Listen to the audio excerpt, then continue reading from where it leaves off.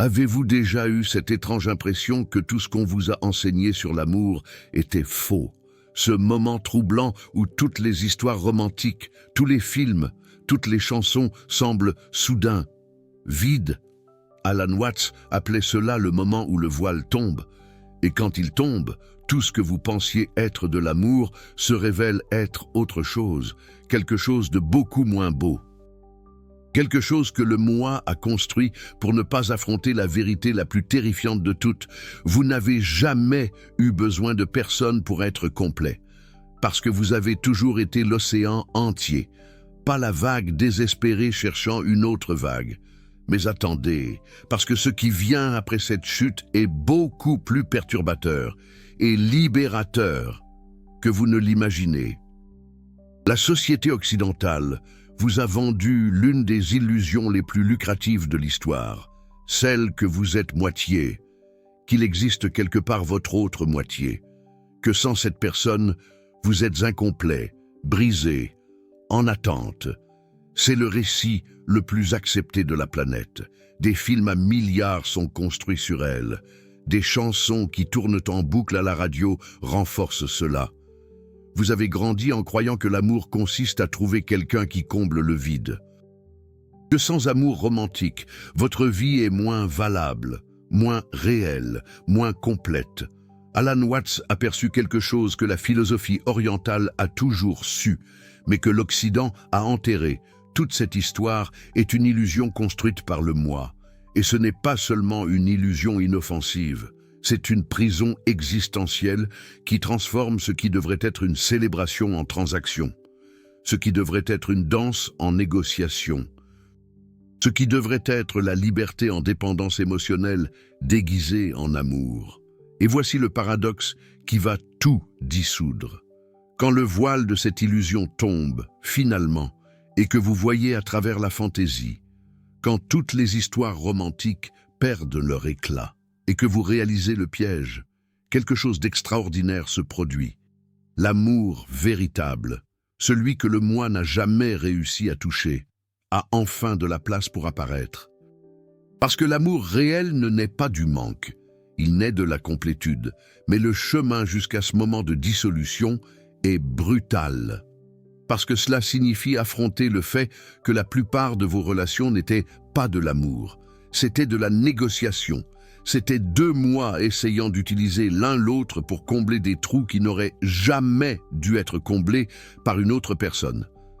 Laissez-moi vous parler de Léa. À 29 ans, elle avait déjà eu 6 relations sérieuses.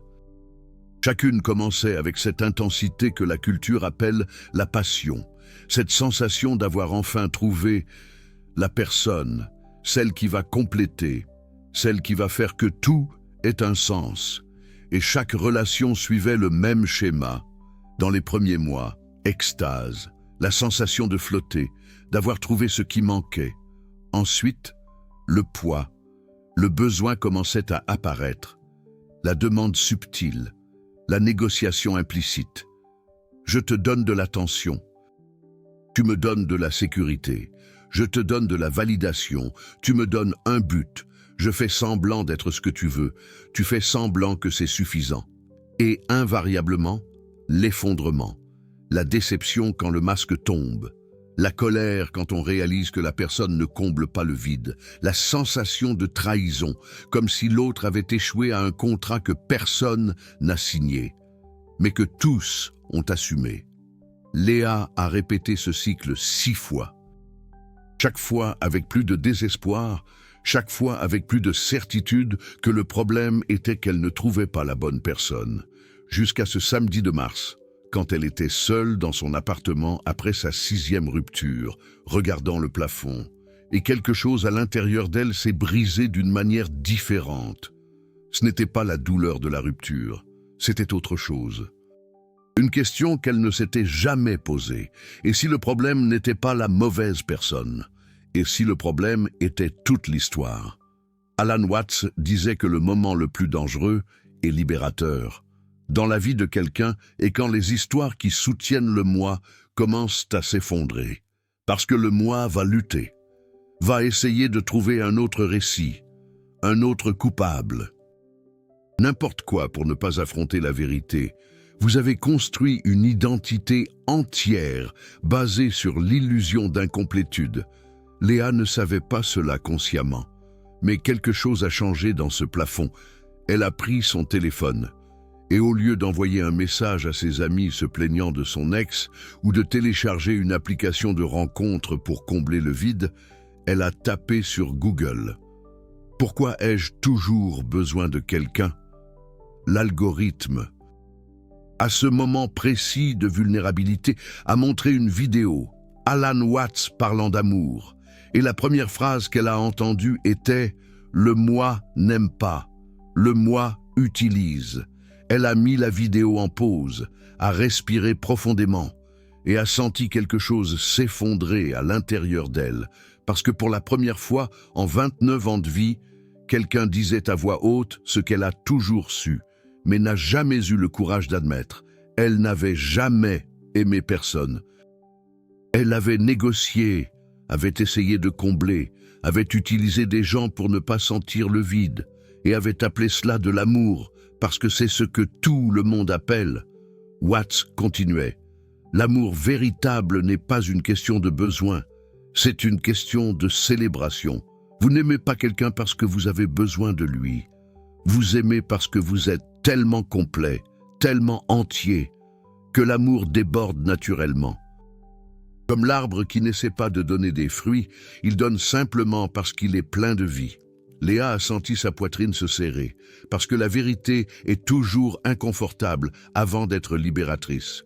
Si l'amour véritable vient de la complétude, et qu'elle a toujours cherché l'amour venant du vide, alors elle n'avait jamais vraiment aimé. Et pire, elle n'avait jamais été aimée. Parce que toutes ces relations étaient des transactions mutuelles de moi, essayant de ne pas se sentir incomplet. Le voile commençait à tomber. Et en dessous, rien de ce qu'elle pensait savoir sur l'amour n'était réel. Elle a passé les 3 jours suivants à regarder tout ce qu'elle trouvait d'Alan Watts, et chaque vidéo était comme une couche d'illusion se dissolvant. Chaque phrase était un paradoxe qui inversait tout ce que la culture avait enseigné. La culture dit « vous devez trouver quelqu'un ». Watts dit « vous n'avez jamais eu besoin de personne, vous avez toujours été complet ». La culture dit « sans amour romantique, vous êtes seul ». Watts dit « vous n'avez jamais été seul, vous êtes l'univers entier s'expérimentant à travers cette forme temporaire appelée Léa ». La culture dit « quand vous trouverez la bonne personne, tout aura un sens ». Watts dit « quand vous arrêterez de chercher, vous réaliserez que cela a toujours eu un sens.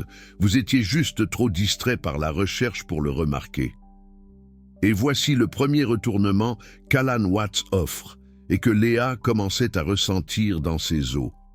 Le problème de l'amour occidental n'est pas que les gens choisissent mal, c'est qu'ils aiment pour les mauvaises raisons. Ils aiment à partir du moi. Et le moi ne peut pas aimer.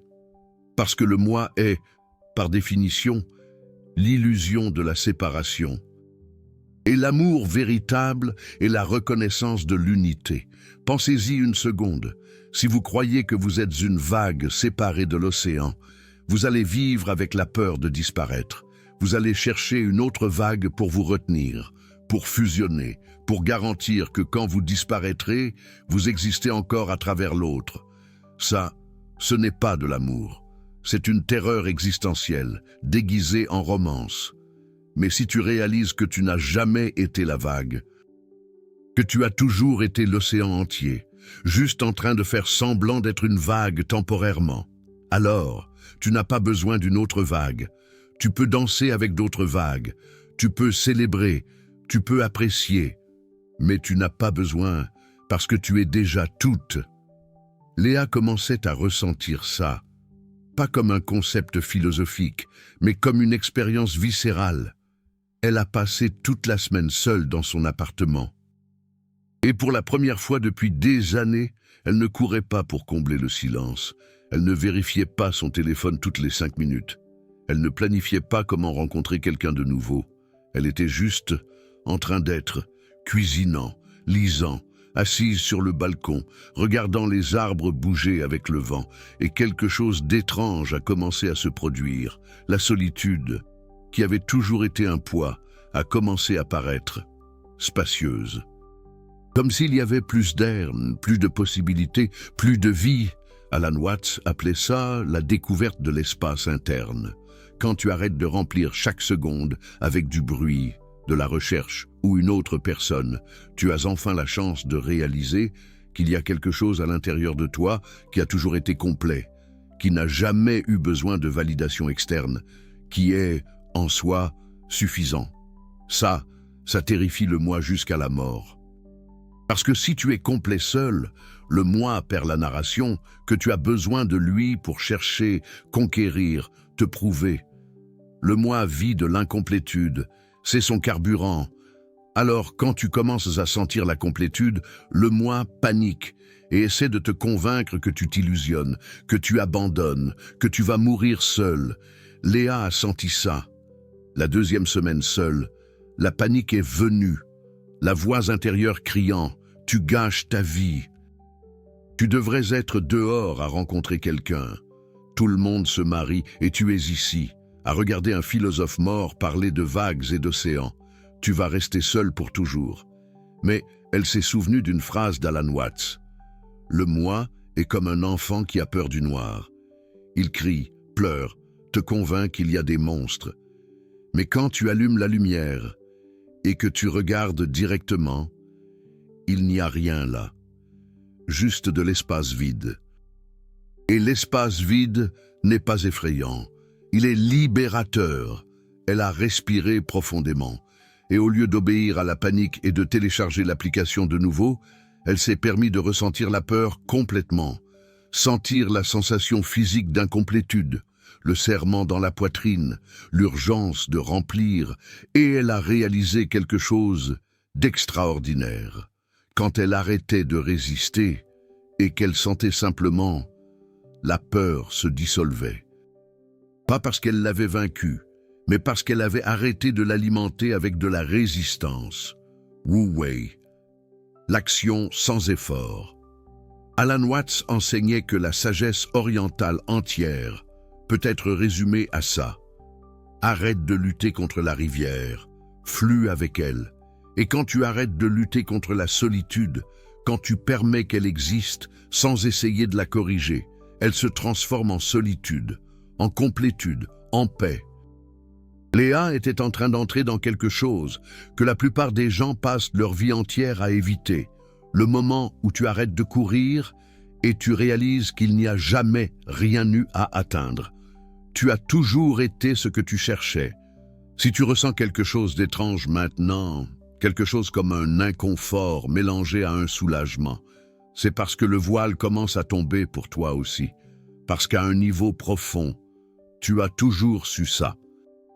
Tu as toujours su que les relations basées sur le besoin étaient des prisons déguisées en amour.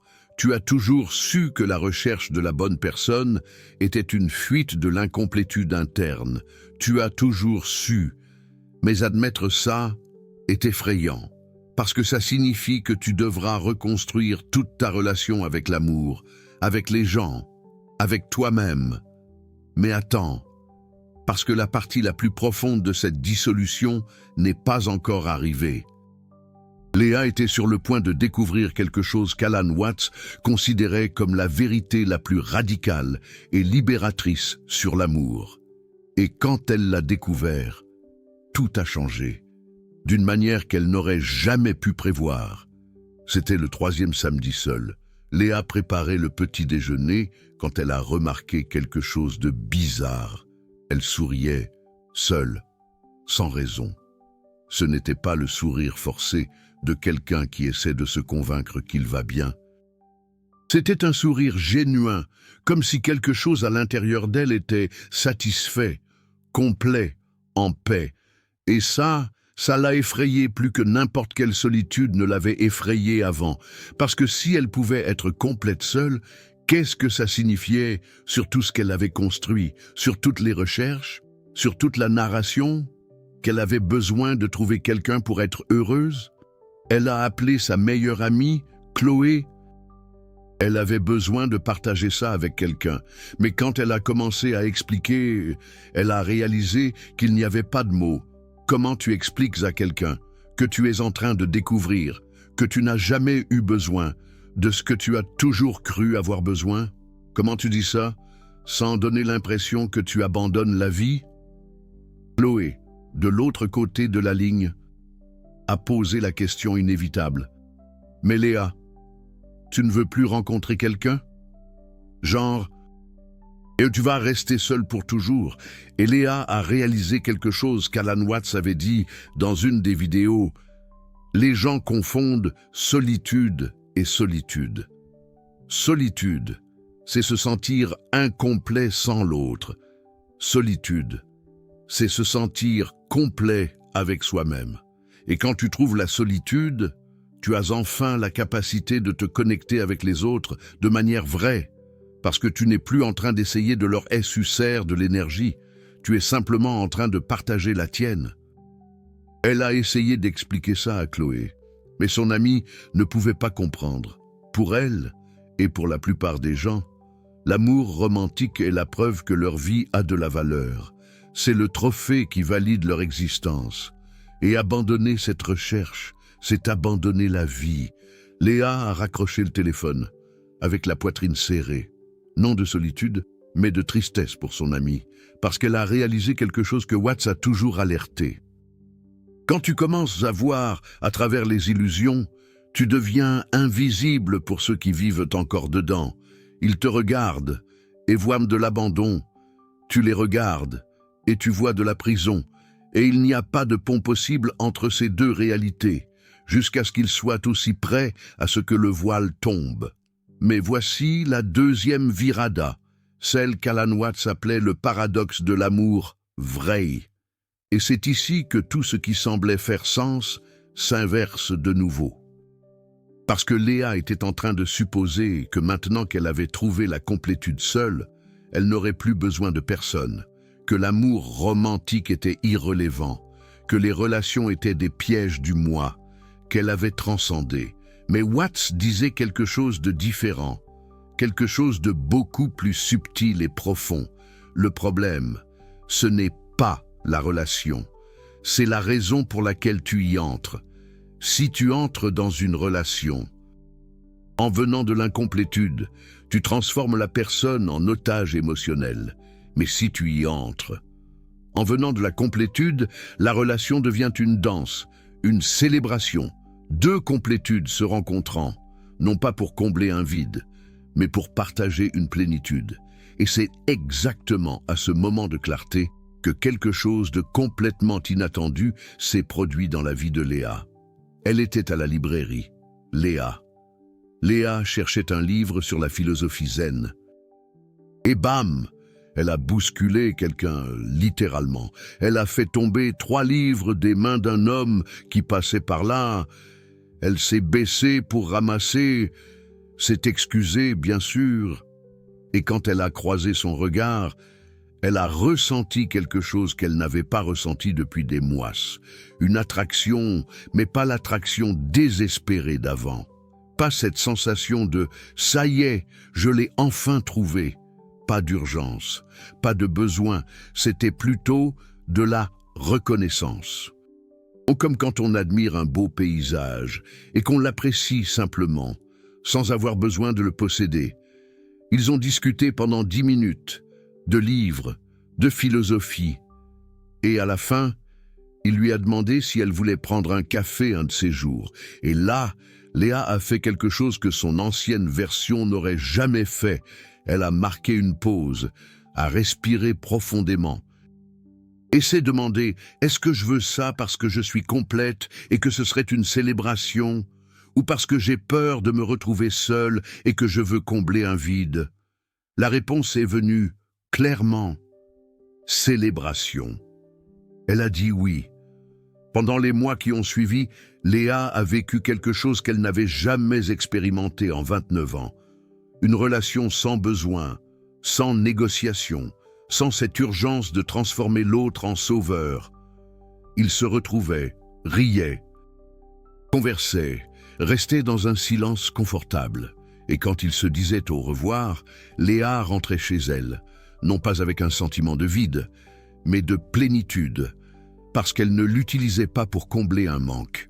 Elle était simplement en train de danser. Et quand il est parti en voyage d'affaires pendant 3 semaines, quelque chose d'étonnant s'est produit. Elle n'a pas fait de crise, n'a pas vérifié son téléphone toutes les minutes, n'a pas inventé des histoires de trahison dans sa tête. Elle a simplement vécu, ressenti son absence.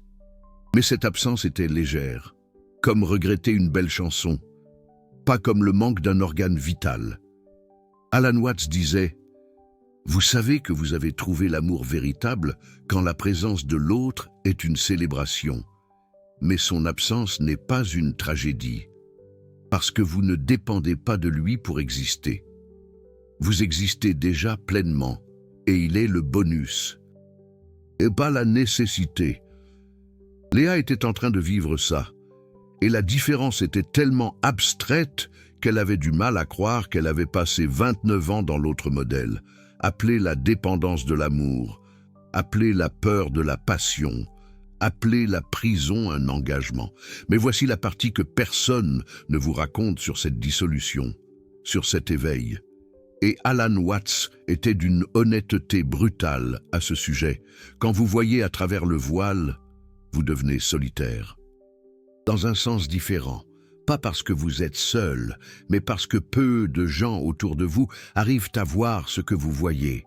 Ils sont encore dans l'illusion, croient encore qu'ils doivent trouver la bonne personne, sont encore en train de négocier, et quand vous essayez de leur expliquer, ils vous regardent comme si vous aviez abandonné l'idée de vivre.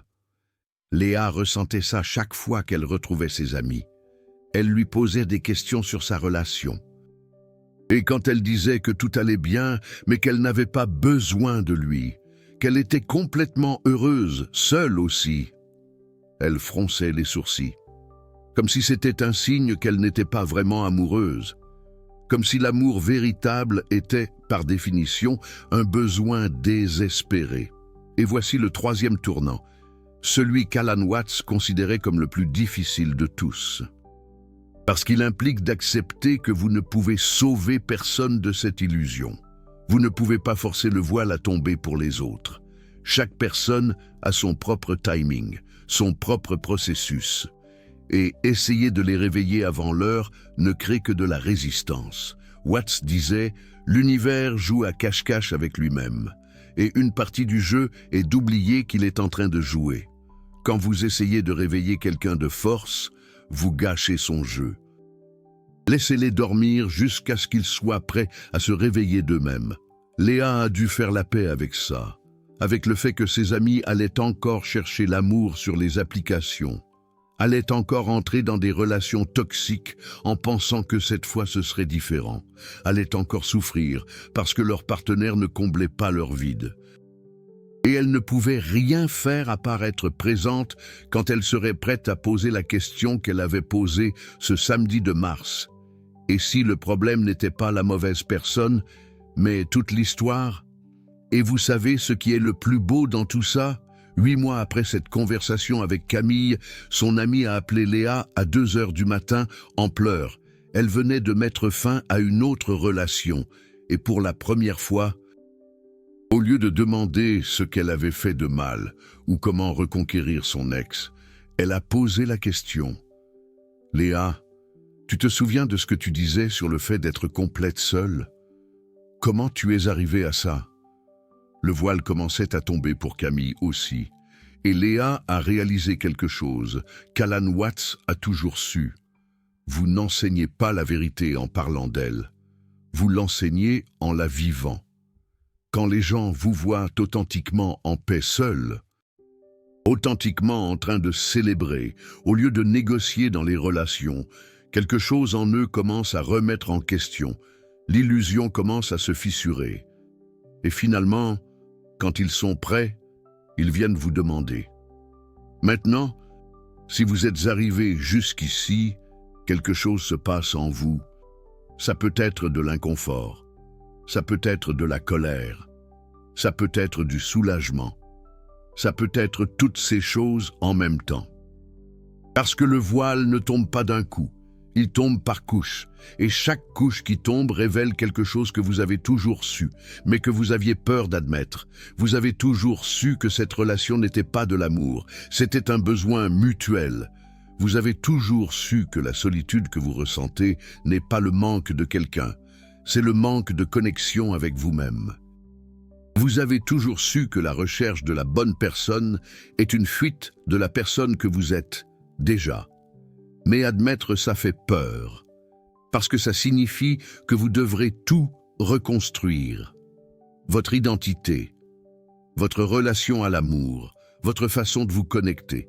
Et voici la promesse et le paradoxe final qu'Alan Watts offre.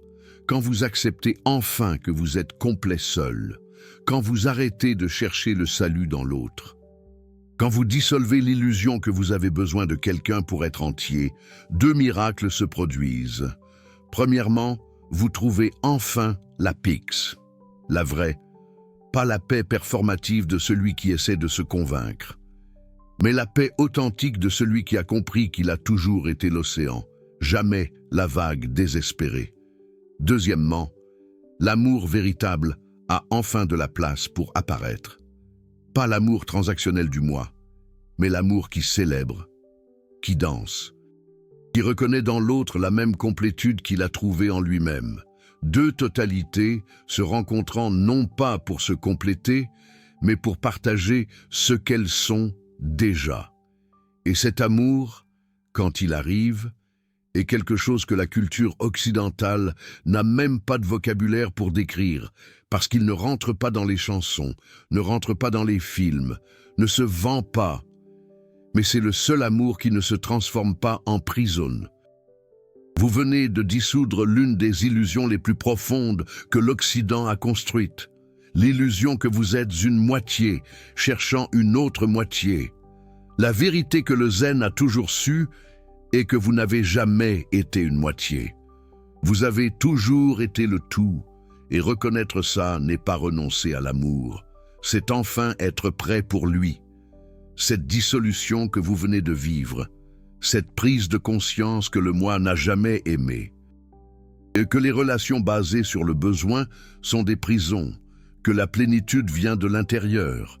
Cette sagesse a été oubliée par l'Occident depuis des siècles, remplacée par une narration qui se vend mieux, qui fait tourner l'économie, qui maintient les gens dans une quête perpétuelle, et les chaînes comme celle-ci, qui plongent dans la philosophie profonde d'Alan Watts, qui apporte les paradoxes du zen pour dissoudre les illusions modernes, qui provoque des questionnements au lieu d'offrir des réponses faciles. Ces chaînes sont rares, parce que la plupart préfèrent conforter le moi, valider l'illusion, dire que vous avez juste besoin de trouver la bonne personne et tout s'arrangera. Quand vous cliquez sur ce cœur doré du Super Thanks juste en dessous, vous ne soutenez pas seulement une chaîne. Vous dites « Cette dissolution est réelle pour moi. Cette vérité qu'Alan Watts a révélée et que l'Occident a enterrée.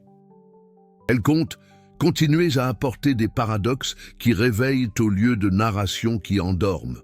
Vous n'êtes pas seulement spectateur, vous êtes chercheur, et peu ont le courage de chercher des vérités qui dissolvent tout ce qu'ils pensaient savoir sur l'amour. Maintenant, la transformation que Léa a vécue n'est pas arrivée parce qu'elle a appliqué une technique, elle est arrivée parce qu'elle s'est arrêtée de courir, arrêtée de chercher, arrêtée de tenter de combler, et dans cet espace de pause, quelque chose qui a toujours été là a finalement pu être remarqué. Elle a toujours été complète. Et vous pouvez faire la même chose. Ce n'est pas une question de forcer, c'est une question d'arrêter de forcer. Voici les pratiques de Wu Wei qu'Alan Watts offrirait à quelqu'un de prêt à dissoudre l'illusion de l'amour comme besoin. Première pratique. Passez 7 jours sans chercher de validation externe dans les relations. Sans vérifier si quelqu'un vous a envoyé un message en urgence, sans créer de narration sur pourquoi quelqu'un n'a pas répondu. Observez simplement le besoin apparaître, et au lieu de l'alimenter, respirez et sentez l'espace qui existe quand vous ne lui obéissez pas. Deuxième pratique. Demandez-vous quotidiennement, Est-ce que je me relie à cette personne en venant de la plénitude ou en venant du vide? Si la réponse est vide, ne vous jugez pas. Notez simplement. La conscience est déjà 90% de la dissolution. Troisième pratique, passez un week-end entier seul, sans remplir le temps avec du bruit, des séries, des réseaux sociaux ou des plans pour rencontrer quelqu'un. Asseyez-vous simplement avec la solitude. Voyez si elle se transforme en solitude quand vous arrêtez de résister. Quatrième pratique. La prochaine fois que vous sentirez de l'attraction pour quelqu'un, faites une pause, respirez. Et demandez, est-ce de la célébration ou du besoin? Si c'est du besoin, remerciez d'avoir remarqué et laissez passer. Si c'est de la célébration, permettez-vous de danser sans attachement au résultat. Cinquième pratique. Observez combien de fois par jour vous pensez aux relations, à trouver quelqu'un, à être avec quelqu'un. Chaque fois que vous remarquez, rappelez-vous, vous êtes l'océan qui fait semblant d'être une vague. Vous n'avez jamais eu besoin d'une autre vague pour être complet. Et la pratique la plus radicale de toutes, acceptez que la plupart des gens autour de vous soient encore dans l'illusion. Et au lieu d'essayer de les réveiller, vivez simplement la vérité. Soyez l'exemple silencieux qu'il est possible d'être complet seul et de célébrer en compagnie. Éventuellement, quand ils seront prêts, ils viendront demander. Léa vit aujourd'hui quelque chose qu'elle ne savait même pas possible. Elle est dans une relation, mais elle n'a pas besoin de cette relation pour exister.